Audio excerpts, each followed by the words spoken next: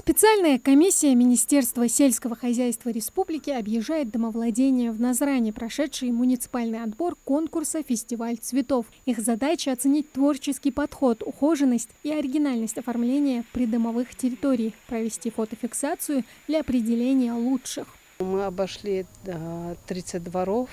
Цель нашего визита – выявить наилучший двор, где есть декоративное цветочное оформление и озеленение. Фестиваль цветов и конкурс на лучшее личное подсобное хозяйство, инициированные Махмудом Али Калиматовым, проходят уже в 3-й и в 5-й разы. Глава Ингушетии не раз подчеркивал, такие проекты – вклад не только в продовольственную безопасность, но и в здоровый досуг и в связь поколений. Критерии у нас утверждены постановлением правительства Республики Ингушетия за номером 103, где основным является размер усадебного участка, имеется в виду место насаждения, разнообразие, оформление, дизайн, подход,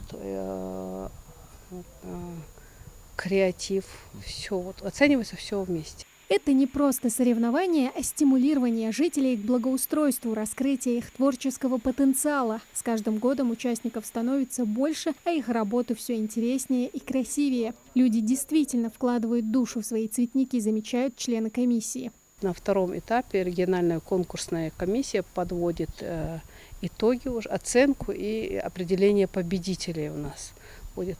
И в конце этого месяца мы подведем итоги. На победу в фестивале претендуют сотни жителей со всей республики. Мотивация высока. Призовой фонд конкурса составляет 1 миллион рублей. Победители, занявшие с 1 по 10 места, получают солидное денежное поощрение – 300, 200, 150 и по 50 тысяч рублей соответственно, а также дипломы. Имена победителей обоих конкурсов станут известны очень скоро. Торжественное награждение лауреатов пройдет в рамках празднования Дня работника сельского хозяйства. Тамара Хашагульгова, Султан Булгучев, Адам Мережков, Магаз 24.